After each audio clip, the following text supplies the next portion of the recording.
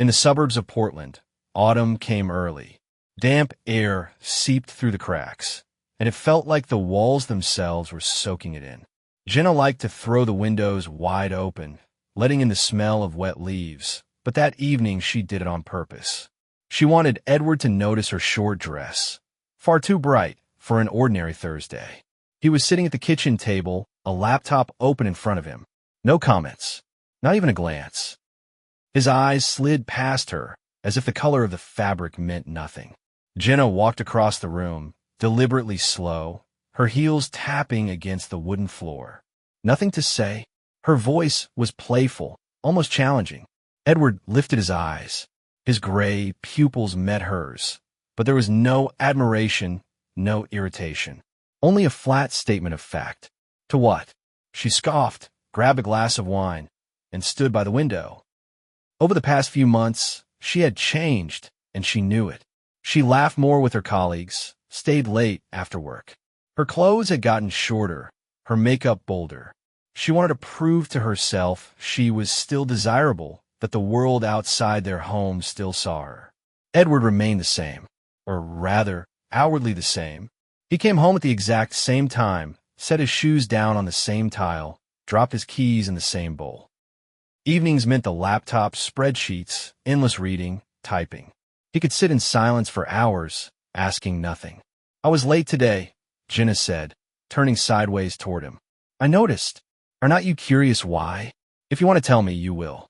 The reply hit her like an icy wall. She wanted him to flare up, to ask, to suspect, to even yell. Instead, he sat unmoving, looking at her as though she were a stranger.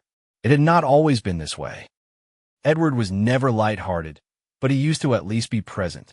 They'd talk about movies, argue over furniture, plan trips. Lately, his interest had vanished, and her provocations only pushed him further away. That evening, Jenna deliberately wore a dress she usually saved for girls' nights out. She waited for a reaction. She wanted to see jealousy, annoyance, some sign he cared. All she got was indifference. "The wine's sour. Get a different bottle." She exhaled and sank into the chair across from him. "You know, sometimes I think you're really not even human." "Maybe not," he said calmly, turning back to the screen. The words cut deeper than any shout. He said it without sarcasm, without defense, without trying to prove her wrong. Just as fact. From that day on, Jenna felt something invisible creep into their house. Not anger, not hatred, worse, emptiness. She brought home bright new dresses, laughed louder on the phone, deliberately told stories about men staring at her in bars. And all she got in return was that gray stare and a quiet nod. It was then, in the silence of autumn, that his transformation began. Not toward jealousy or rage. No, Edward had flipped some internal switch. He was no longer a husband. He was an observer. And Jenna, without realizing it, had set the process in motion. She laughed a little too loudly at work. She came home smelling faintly of other people's colognes, insisting it was from colleagues. She threw sharp remarks at him, testing his limits. And he only sank deeper into his cold silence. The more she tried to spark life between them, the clearer it became. Something was dying right before her eyes. The house grew so quiet it hurt her ears. Not the stillness of night, but a heavy, suffocating quiet. The kind that carried a chill, as though the walls had absorbed their owner's indifference. Out of habit, Jenna tried to breathe some life into it. One evening, she made the dinner he used to call his favorite. Pasta with seafood, a glass of white wine candles. She deliberately sat close, brushed his hand, leaned so that her hair brushed his shoulder. "Remember you once said this was the best sauce I ever made?" Her voice was soft, tinged with flirtation. Edward looked up from his laptop. Not a muscle twitched on his face. "I am not sure I can even tell flavors apart anymore." She faltered but forced a laugh. "Since when are you a philosopher?" "I am not.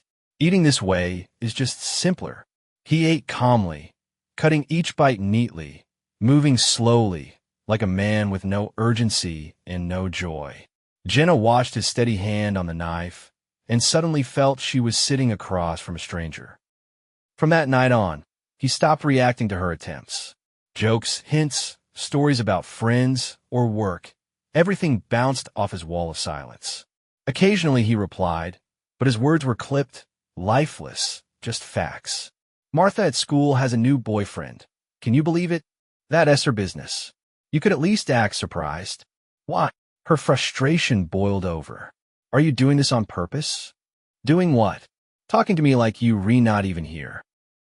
But I am here. In that calm lay something unbearable. Not anger, not sarcasm, not fatigue, just emptiness. He was no longer a participant in their marriage. He had become a witness. One night Jenna came home late. She had been out with friends, still buzzing from wine and laughter. Entering the house, she found him on the couch. No lights, just the glow of his laptop on his face. You re-sitting in the dark? She asked, trying to keep her cheerful tone. Yes. For long. Long enough. She set down her bag, feeling her laughter evaporate. His eyes held no irritation, no jealousy, no curiosity. He just looked at her like a wall. I stayed out late, she said. I noticed. Do not you ever want to ask, where were you? Why? You'd only tell me whatever you choose. The word struck harder than any interrogation. He was not accusing, checking, or demanding proof. He simply refused to take part. That night Jenna lay awake, listening to his steady breathing, realizing she no longer knew what he thought. She used to be able to predict, would he praise, criticize, get upset? Now he was transparent, physically present but gone. At work, colleagues noticed her distraction. You okay? A friend asked.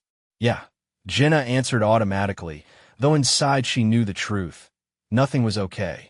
Evenings turned into a trap. She put on music, but Edward turned it down. She started a conversation, but got one-word replies. Sometimes he went hours without even glancing at her. The harder she tried to rouse emotion in him, the deeper he sank into silence. She realized his indifference was a direct response to her own attempts at playing free. The more she flaunted her independence, the more he cut her off. Now his coldness suffocated her worse than any control or jealousy ever could. Edward had become a wall, and that wall pressed down on her harder than anything else. Autumn turned into winter. The house looked the same, orderly, sterile. Not a single extra item, not a detail that might add warmth. Even the paintings on the walls seemed to stare back blankly, just like their owner. For Jenna, silence became torture. She was used to chatter, laughter, even small arguments. Now the only sound was the scrape of his knife against a plate or the whisper of pages as Edward read. She started filling the air herself. Whole evenings she'd talk about work, the kids' school play, the neighbor's new car. But her voice vanished into the void. Do you have any thoughts on that? She snapped once, irritated. On what? On anything. I am talking to you. Edward calmly set his fork down. You re-talking. I'm listening. The words made her feel less like a wife and more like background noise. At night, she woke up crying. At first from nightmares, later just from waves of anxiety. She'd sit up in bed, clutching the blanket, straining to hear in the dark. Sometimes she saw Edward in the chair by the window. Why are not you sleeping? She whispered. Watching. Watching what? The street. She came closer, and his still figure unsettled her. In the dim light, his face was pale, his eyes reflecting the street lamp. Edward, you scare me. I am just here. Sometimes he sat at the edge of the bed, staring at her. He did not touch, did not speak soft words. He just sat, as if recording her state. Once she broke down. What are you doing to me? Nothing. But I feel like you're testing me. Maybe. There was no irony, no threat, just a calm admission. By day, she forced normalcy. Smiled at work, joked with friends. But coming home felt like walking into a trap. The very air grew heavy and dark. She started staying out longer, wandering stores, sitting in cafes, any excuse to delay returning. But eventually she always did. And every time, he was there, at the table with his laptop, in the chair by the window, on the couch with a book. Do you even care what I do? She demanded one night. No. At all. Not at all. Something inside her cracked. She wanted to hear anything, accusation, anger, jealousy. But he remained a statue. At night, lying beside him, she tried to kiss him, draw him in, spark something. His body stayed motionless. He allowed her, but did not respond. That was worse. "I am scared," she whispered. "Then leave." 3 words delivered so calmly she froze. He did not even turn toward her, just laid out the solution. The door open. But she could not leave. Fear of being alone fought fear of being with him. Every night, she hung, suspended between 2 impossible choices. Sometimes she thought he was studying her. His eyes, his silence, his habit of watching, like she was part of some experiment. She'd catch his gaze and wonder, did he see a wife? Or just a subject? One evening, crying at the kitchen table, she buried her face in her hands. He walked in, paused at the doorway, and said flatly, "You crying again? You not even going to ask why? Why would I?" Her own home had become a prison. And her jailer was not a man with fists. It was someone who simply watched and felt nothing. Spring brought color back to the city, but not into their house. The silence had only thickened. Jenna no longer tried to talk. Her words just shattered against his stare. She stopped asking questions because she already knew the answers. Short, lifeless, final. At school, everything was different. Kids laughed, ran through halls, argued, hugged her. In their noise, she felt at least a little alive. At the gym, where she signed up to stay in shape, she met Dylan. Tall, smiling, so alive compared to Edward. His easy jokes and straight, energetic manner felt like fresh air. "You stayed longer on the treadmill today," he said after a workout. "Just did not want to go home." Slipped out before she could stop herself. He smiled. "Happens." At first, it was short chats, then coffee after sessions, then walks to the car. Every time, Jenna felt seen. He looked at her as if she existed. His laughter cracked her shell, and she found herself going home guilty but relieved. One evening, Dylan walked her to her car. She turned, their eyes met too close. His hand brushed her cheek, and she did not pull away. The kiss was brief, but it carried more life than months beside Edward. She knew she'd crossed a line, but she could not stop. The meetings grew more frequent, and one night, she let herself go where she'd sworn she never would. A night with Dylan was not wild passion. It was proof she could still feel, that she could claw free from her husband's ice-cold grip. When she came home, Edward was at the kitchen table, an empty water glass in front of him. He lifted his eyes, looked straight at her. Long, flat, expressionless. "You were not asking where I was?" She blurted, bracing for accusations. "It was expected," he said evenly. The words froze her. She braced for yelling, a scene, even violence. But not this. Not indifference.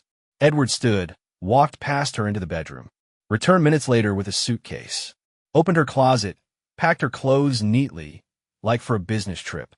No trembling hands, no rush. Just precision. When he finished, he placed the suitcase by the door. "Thank you for your participation," he said, then went back to his office. The door clicked shut softly. No Islam, no Koreak. Jenna stood by the suitcase, hands over her face. Her legs shook, her head buzzed. This was worse than any fight. She wanted to explain, to shout excuses, that she just wanted some fun, that she thought he would not notice. But the words died in her throat, because he had already erased her. That night she sat on the stairs beside her suitcase, crying until morning. He never came out. The light burned in his office, and the steady tapping of keys reminded her he was still there. The house was empty. The suitcase was gone from the stairs. The door had slammed shut in the morning, and Jenna left without a word.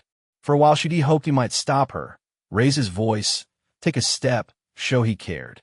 But he did not. Edward sat in his office. When the sound of her heels faded beyond the door, he did not go to the window, did not look after her. He simply closed the laptop, rested his hands on the desk, and stared into nothing for a few seconds. The house was silent. Even the dog, a golden retriever named Max, went to the door, waited a bit, then returned to lie at his feet. Edward stroked his fur slowly, acknowledging the fact. One living creature remained. On the shelf was a black notebook. He picked it up and wrote in steady script, Subject number 1. Experiment concluded. Observation phase complete. Result. Predictable deviation under provocation. Emotional degradation. Final. He shut the notebook and reopened the laptop. The cursor blinked on a new document. The title appeared quickly, without hesitation. Psycho-emotional control. Phase 2. Edward gazed at the screen. His face stayed blank. To him, this was not the end of a marriage, not tragedy, not loss. It was simply the close of a process. In the other room, her coffee cup still sat on the table, a dark ring on the rim. He had not cleared it away. It stood like a trace of presence. But Edward did not glance at it. He typed the first line, hypothesis. The next subject will adapt faster. His fingers tapped steadily, calmly, without pause. His head tilted slightly forward, his eyes locked. He worked. Outside, rain began to fall. Drops hit the glass, and it felt as if the weather matched his state. Gray sky, empty street, occasional cars, all reflecting Edward's inner world. Void, cold, noiseless. He leaned back in the chair and closed his eyes. No memories surfaced, no feelings of regret or sorrow. For him, Jenna ceased to exist the moment the suitcase hit the floor by the door. She was no longer a wife. She was a finished entry in his study. Max raised his head again and looked at him. Edward placed his hand on the dog's head and said quietly, "Good boy." Those were the first words he had spoken all day to anyone. Minutes later, the laptop filled with new lines. The file grew as smoothly as his life with Jenna had dissolved. For Edward, this was not an ending. It was the start of the next phase. For her, though, the beginning was the break, one without shouting, but with the most terrifying thing of all, indifference. She would run to Dylan, seek warmth, but that cold would never leave her. Because you do not forget the man who killed you not with fists, but with emptiness. Edward never thought of her again. He opened the new file. The cursor blinked, waiting. The experiment continued. And that's where today's story ends. Thank you for watching to the end. If you enjoyed it, do not forget to like and comment. We'd love to discuss this story with you. See you in the next video.